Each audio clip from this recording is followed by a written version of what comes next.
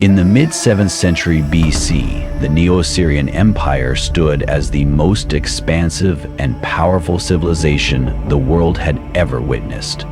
Stretching across vast territories, this empire was a marvel of ancient governance and military prowess.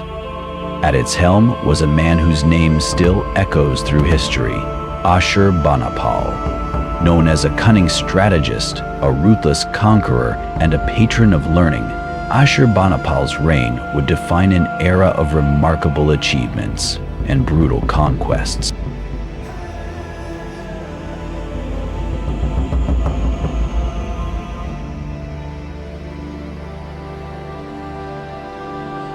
Ashurbanipal was a paradoxical figure. On one hand, he was celebrated as a beloved ruler and brilliant tactician.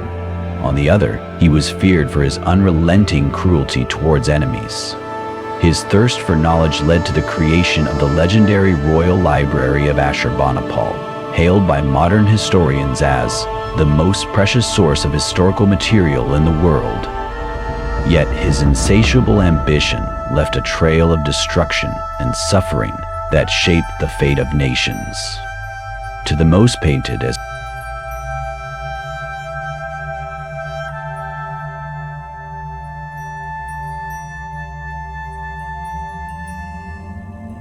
Born in 685 BC in Nineveh, the capital of the Neo-Assyrian Empire, Ashurbanipal belonged to the illustrious Sargonid dynasty.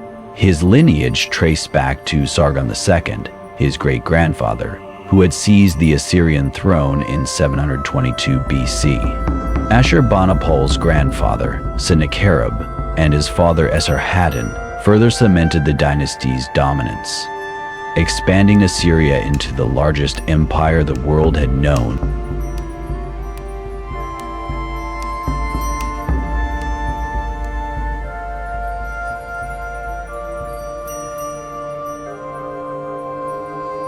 Esarhaddon's conquest of Egypt in 671 BC marked a historic milestone. For the first time, a single ruler governed both Mesopotamia and Egypt. However, Esarhaddon's reign was cut short when he died of illness while en route to quell a rebellion in Egypt. Despite being his father's fourth son, Ashurbanipal had been designated as heir to most of the empire, earning him the prestigious title of King of the Universe.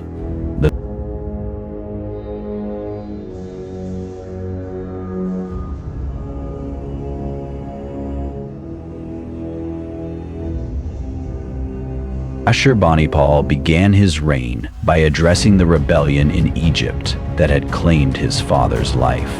Mobilizing his forces, he crushed the uprising with brutal efficiency, marching as far south as Thebes. The city was left in ruins, a devastation so complete that it became a cautionary tale in the Hebrew Bible.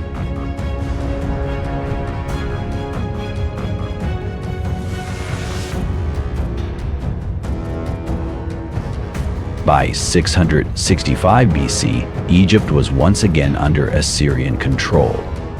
To secure the region, Ashurbanipal installed a puppet ruler, Psamtik, an Egyptian prince who had been captured and re-educated in Assyrian customs. With Egypt subdued, Ashurbanipal turned his attention to new threats in the east.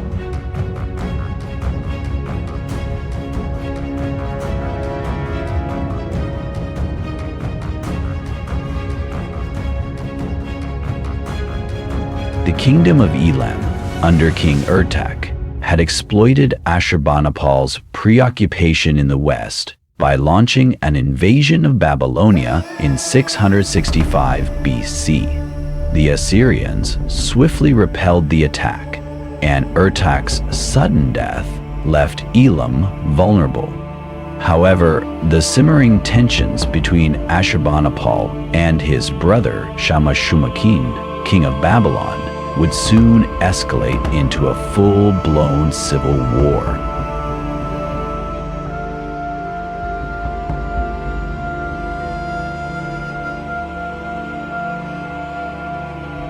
Shamash-shum-ukin resented his subordinate position to Ashurbanipal and began conspiring against him. Secretly allying with Elam, he sought to undermine Assyrian rule. In response, Ashurbanipal launched a devastating campaign against Elam in 653 BC, culminating in the infamous Battle of Ulai. Victory came at a horrifying cost. The battlefield was said to have been so laddered with corpses that the Ulai River ran red with blood for 3 days. King Tumen of Elam was captured and executed, his severed head displayed as a trophy in Nineveh.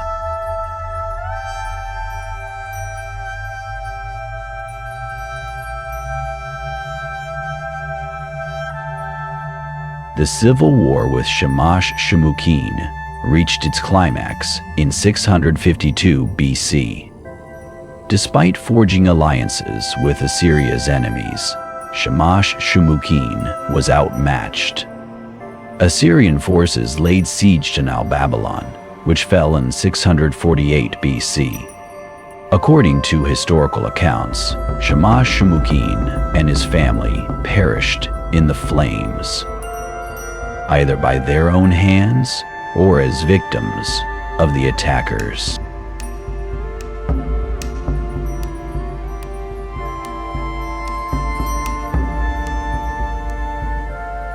Ashurbanipal's wrath extended to Elam. In a second campaign, he besieged Susa, destroying the city and salting its lands to ensure its desolation. His vengeance was absolute. The Elamite kings were humiliated, with one being forced to serve as a slave in Nineveh. However, this ruthless strategy backfired. The abandoned region was soon occupied by the Medes, who would play a crucial role in the eventual downfall of the Assyrian Empire.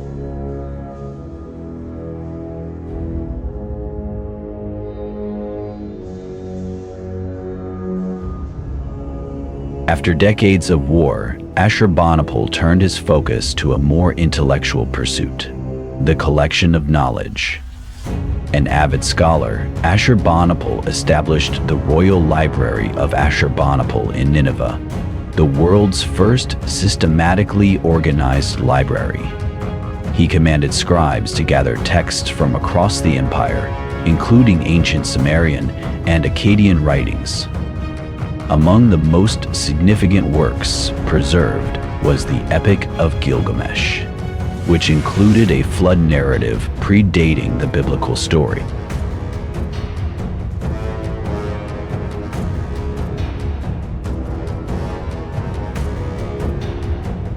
Ashurbanipal took great pride in his learning, claiming mastery over complex mathematical problems and ancient languages.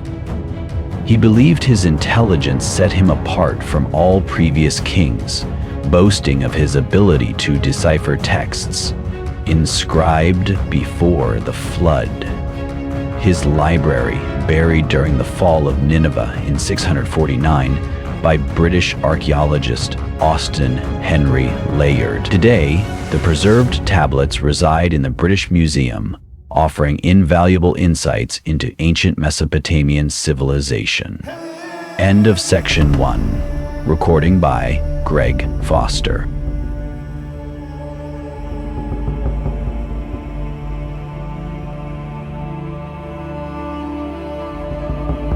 Ashurbanipal's death in 631 BC marked the beginning of the end for the Neo-Assyrian Empire. A succession struggle between his sons weakened the empire, leaving it vulnerable to external threats. In 626 BC, Nabopolassar of Babylon rebelled, founding the Neo-Babylonian Empire. The combined forces of the Babylonians, Medes, and other allies dealt the final blow to Assyria. Nineveh fell in 612 BC, and the empire's remnants were extinguished at the Siege of Haran in 609 BC.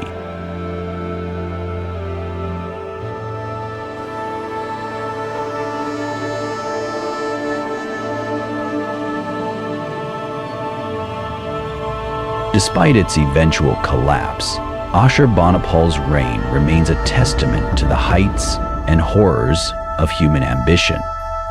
His unparalleled conquests and enduring contributions to scholarship solidified his place as one of history's most complex and influential rulers.